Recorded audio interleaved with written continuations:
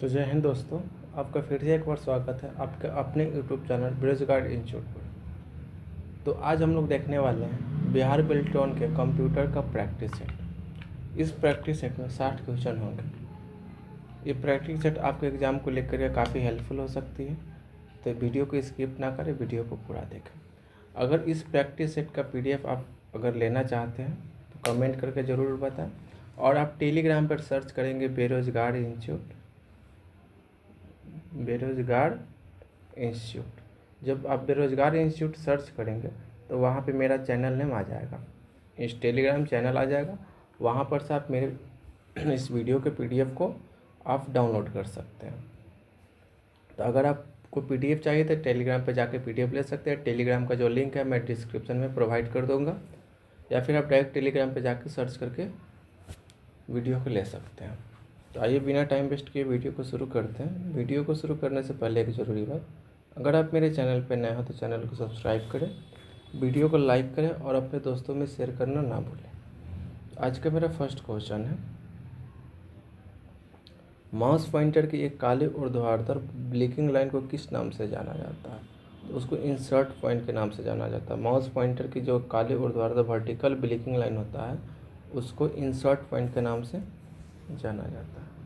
निम्नलिखित में से कौन सी वर्कशीट में एक क्षेत्र से फॉर्मेटिंग को कॉपी करके दूसरे क्षेत्र में लागू करने की विधि है? तो क्या होता है फॉर्मेट प्रिंटर की सहायता से, मतलब हम एक कॉपी में से किसी भी फॉर्मेट को कॉपी करके दूसरे वर्कशीट में उसको पेस्ट कर सकते हैं। मेलिंग में एड्रेस ब्लॉक निम्नलिखित में से किससे घिरा होता है? तो मेलिंग में एड्रेस ब्लॉक जो होता है इस प्रकार के सिंबल से घिरा होता है। तो ऑप्शन नंबर बी होगा। MS वर्ड में निम्नलिखित में से किस शॉर्टकट कुंजी का उपयोग चेंज केस फंक्शन के लिए किया जाता है? तो चेंज केस फंक्शन के लिए Shift+F3 का यूज किया जाता है। नेक्स्ट क्वेश्चन है, MS वर्ड में निम्नलिखित में से किस कुंजी का उपयोग एक तालिका को गो टू प्रीवियस सेल में जाने के लिए किया जाता है? अगर किसी तालिका अगर प्रीवियस सेल पे जाना हो तो उसके लिए Shift+Tab का यूज़ करते हैं। Shift+Tab का यूज़ करते हैं। निम्नलिखित में से किस लैंग्वेज में के लिए एक इंटरप्रेटर की आवश्यकता होती है? तो पैथन एक लैंग्वेज है जिसके लिए हमको इंटरप्रेटर की आवश्यकता होती है।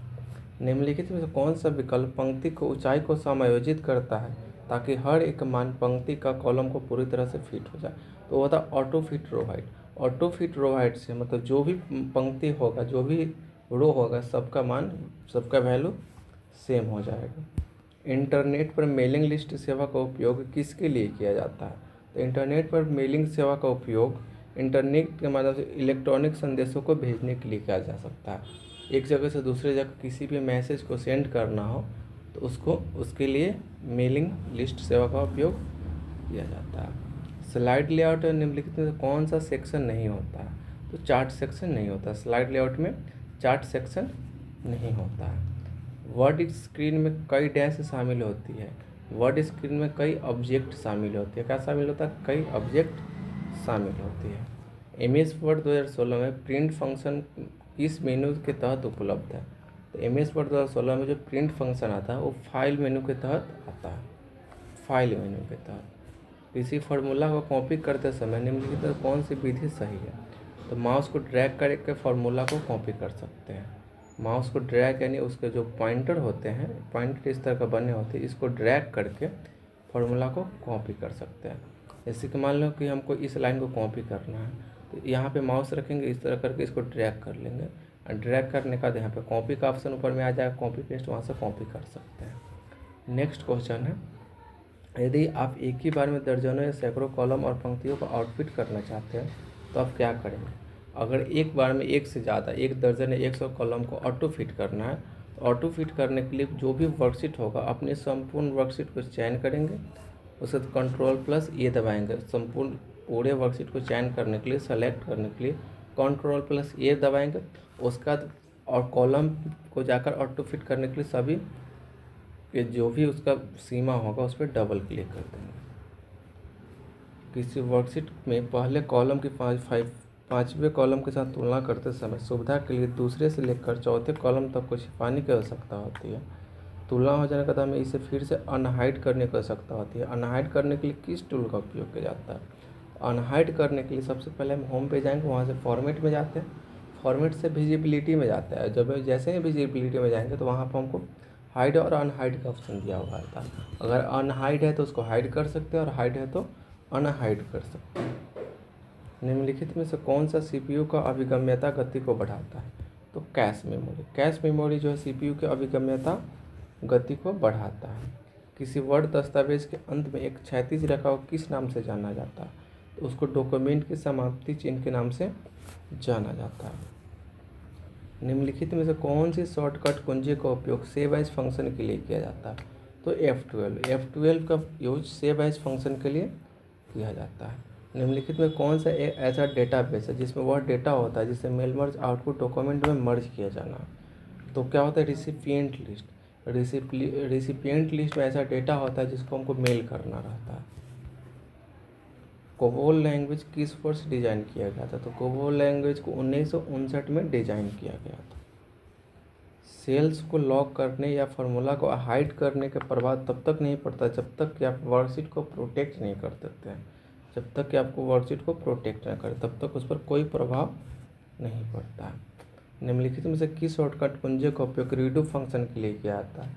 तो रीडू के लिए Ctrl+Y का यूज़ करते हैं, Ctrl+Z का यूज अंडू के लिए करते हैं, Ctrl+P का यूज प्रिंट के लिए करते हैं, Ctrl+C का यूज कॉपी के लिए करते हैं। डॉट मैट्रिक्स और बैंड मैट्रिक्स किस प्रकार का प्रिंटर है? तो इम्पैक्ट प्रिंटर। जो डॉट मैट्रिक्स प्रिंटर होता है और बैंड प्रिंटर जो होता है वो इम्पैक्ट प्रिंटर होता है। निम्नलिखित में से कौन सा सिस्टम सेटिंग के लिए उपयोग किया जाता है? तो सिस्टम सेटिंग के लिए कंट्रोल पैनल का उपयोग किया जाता है। निम्नलिखित में से किसे कॉलम चार्ट के रूप में भी जाना जाता है? तो बार चार्ट को कॉलम चार्ट के रूप में भी जाना जाता है। निम्नलिखित में से कौन सी स्प्रेडशीट की विशेषता है? तो ऑटोसम जो है स्प्रेडशीट की विशेषता होती है।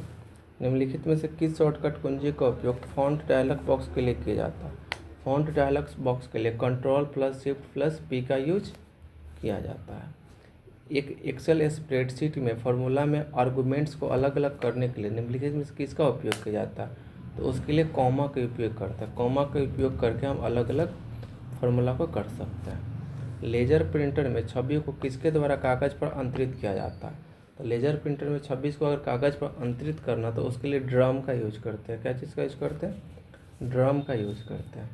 किसी स्लाइड में यदि आप एक वृत्ताकार स्टाइल में कुछ टेक्स्ट सामग्री रखना चाहते हैं तो किसका विकल्प चुनेंगे? तो उसके लिए वर्ड आर्ट का यूज करेंगे। वर्ड आर्ट में जाकर एक शेप ले लेंगे वृत्ताकार, उसमें हम कोई भी चीज़ को रख सकते हैं। यदि आप MS एक्सेल में एक टेक्स्ट बॉक्स सम्मिलित करना चाहते हैं तो आप इसे डैश में पाएंगे। तो शेप्स में जाकर वहाँ से एक टेक्स्ट बॉक्स को उसमें सम्मिलित यानी ऐड कर सकते हैं। प्रेजेंटेशन में एक नई स्लाइड जोड़ने के कई तरीके हैं। निम्नलिखित में से किस मेनू में न्यू स्लाइड टैब होता है? तो होम मेनू में क्या होता है? न्यू स्लाइड टैब होता है।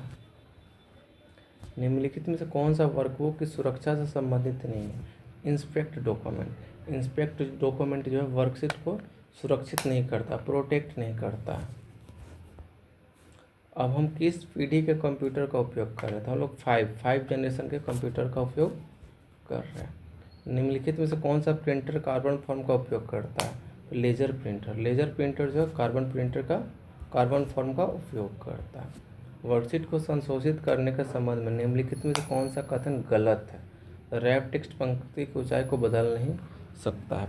रैप टेक्स्ट जो होता है पंक्ति के हाइट को, रो की हाइट को, कॉलम की हाइट को चेंज कर सकता है, लेकिन इसमें कह रहा है नहीं कर सकते, यानी यह कथन गलत है। निम्नलिखित में से कौन सा विकल्प उपयोगकर्ता द्वारा किए जाने वाले फोल्डरों की सूची को प्रदर्शित करता है? तो रिसेंट फाइल क्या करता है कि अभी हम रिसेंटली क्या यूज किए हैं उसको शो करता है। निम्नलिखित में से कौन सा विकल्प मेन मेमोरी की क्षमता को बढ़ाता है? तो रोम क्या है?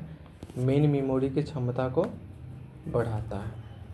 प्रोटेक्ट की हुई वर्कशीट के संबंध में निम्नलिखित में से कौन सा कथन सत्य है? आप कार्य पुस्तिका संरचना को प्रोटेक्ट कर सकते हैं। अगर किसी वर्कशीट को आप सुरक्षित कर देते हैं, प्रोटेक्ट कर देते हैं, तो आप उसमें जो भी आप कार्य किए हैं उसको भी आप प्रोटेक्ट कर सकते हैं। निम्नलिखित में से किसके द्वारा एक पंक्ति के चयनित सेलों को मर्ज करके एक बड़ी सेल के रूप में परिवर्तित कर सकते हैं? तो उसके लिए मर्ज एंड सेंटर का यूज करके किसी भी चयनित पंक्ति को हम बड़ी सेल के रूप में परिवर्तित कर सकते हैं। निम्नलिखित में से कौन सा विकल्प पतों के लिए नाम के समाधान के लिए मानक शब्दावली है और इसका उपयोग ज़्यादातर डोमेन नामों और आईपी पतों के बीच रूपांतरण के लिए किया जाता है? वो होता है domain name system. Domain name system का उपयोग किया जाता है। कंट्रोल प्लस सी का कार्य क्या होता है? तो अभी हम लोग पढ़े थे कंट्रोल प्लस सी से कॉपी किया जाता है। निम्नलिखित में से कौन सा पंक्ति की ऊंचाई को सामग्री के अनुसार बदल देगा या समायोजित कर देगा? तो क्या होता है? Wrap text. रैप टेक्स्ट जो होता है पंक्ति की हाइट को चेंज कर देता है। किसी प्रस्तुति में सभी स्लाइड के लिए संक्रमण प्रभाव सेट करते समय उपयोग करने के लिए सबसे अच्छा दृश्य क्या है? सबसे अच्छा दृश्य स्लाइड सॉर्टर व्यू है। क्या है? Slide sorter view. MS power point में ग्रिड को दिखाने या छिपाने के लिए यानी हाइड या अनहाइड करने के लिए किस कुंजी का यूज करते हैं? तो उसके लिए शिफ्ट प्लस F9 का यूज करते हैं। निम्नलिखित में से कौन सा एप्लीकेशन सॉफ्टवेयर है? तो इमेज एडिटर। इमेज एडिटर जो होता है एप्लीकेशन सॉफ्टवेयर होता है। निम्नलिखित में से किस शॉर्टकट कुंजी का उपयोग विषय वस्तु चिपकाने वाले फंक्शन के लिए किया जाता है? तो किसी भी चीज़ को हम कॉपी किया उसको पेस्ट करने के लिए किस कुंजी का उपयोग करते हैं? तो उसके लिए कंट्रोल प्लस भी का यूज करते हैं। चिपकाना यानी पेस्ट कंटेंट है ना, पेस्ट करने के लिए कंट्रोल प्लस भी का यूज करते हैं। कौन सा डिवाइस आपके लोकल नेटवर्क और इंटरनेट के बीच ब्रिज का कार्य करता है, सेतु का कार्य करता है? तो जो मोडेम होता है, मोडेम नेटवर्क और इंटरनेट के बीच ब्रिज का कार्य करता है। एमएस पावर पॉइंट में शुरुआत से स्लाइड शो देखने के लिए डैश कुंजी को दबाएं। तो शुरुआत से स्लाइड शो देखने के लिए F5 को प्रेस करना चाहिए, F5 को दबाना चाहिए। निम्नलिखित में से कौन सा एक विंडोज एक्सपी की एक बुनियादी घटक नहीं है?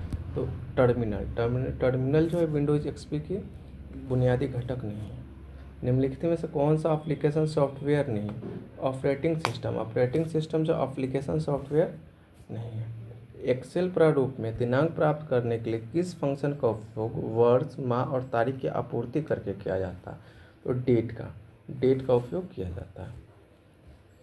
किसी फाइल को व्यवस्थित करने के लिए निम्नलिखित में से किसका उपयोग किया जाता है? तो उसके लिए फोल्डर का यूज करते हैं। अगर किसी फाइल को व्यवस्थित करना है तो उसके लिए फोल्डर का उपयोग किया जाता है। एमएस एक्सेल में एफवी किस प्रकार का फंक्शन है? एफवी जो है फाइनेंशियल फंक्शन होता है। एफवी फाइनेंशियल फंक्शन होता है। एक परियोजना के लिए यदि आप एक अदृश्य हस्ताक्षर को जोड़कर वर्कबुक की अखंडता सुनिश्चित करना चाहते हैं तो उपयोग करने के लिए कौन सा विकल्प बेहतर है? तो उसके लिए सबसे बेहतर विकल्प क्या है? एक डिजिटल हस्ताक्षर जोड़ना, एक डिजिटल सिग्नेचर को ऐड कर लेना। मेल मर्ज पूरा करने से पहले पूर्व अवलोकन के लिए निम्नलिखित में से किस टाइप का उपयोग किया जाता है? तो प्रीव्यू यूजर लेटर। इसको प्रीव्यू का यूज किया जाता है प्रिंटर से पहले। निम्नलिखित में से किस इंटरनेट कनेक्शन की स्पीड सर्वाधिक होती है? सबसे ज़्यादा इंटरनेट कनेक्शन की स्पीड ऑप्टिकल कैरियर का होता है। ऑप्टिकल कैरियर का। माइक्रोसॉफ्ट वर्ड 2016 में किसी दस्तावेज को सुरक्षित करने के लिए किस मेनू का उपयोग किया जाता है? तो उसके लिए रिव्यू का उपयोग किया जाता है। एक्सेल में निम्नलिखित में से कौन सा सेल आइडेंटिफिकेशन सही है? तो A1 जो है सेल आइडेंटिफिकेशन सही है। सेल स्टाइल को एक वर्कबुक से दूसरे वर्क कॉपी करने के लिए यूज मर्ज स्टाइल का उपयोग किया जाता है। जो डैश मेनू में है तो वो सेल स्टाइल्स मेनू में होता है। तो आज के लिए इतना ही। आज का वीडियो कैसा लगा कमेंट करके ज़रूर बताएं। अगर वीडियो अच्छा लगा हो तो वीडियो को लाइक करें, चैनल को सब्सक्राइब करें और अपने दोस्तों में शेयर करना ना भूलें। अगर आप इस वीडियो का PDF चाहते हैं तो आप टेलीग्राम पे जाकर सर्च करें बेरोजगार इंस्टीट्यूट। वहाँ पे मेरे चैनल का आ जाएगा टेलीग्राम चैनल, वहाँ से उसको ज्वाइन करें। वहाँ पे इसका PDF प्रोवाइड कर दिया जाए। Thank you.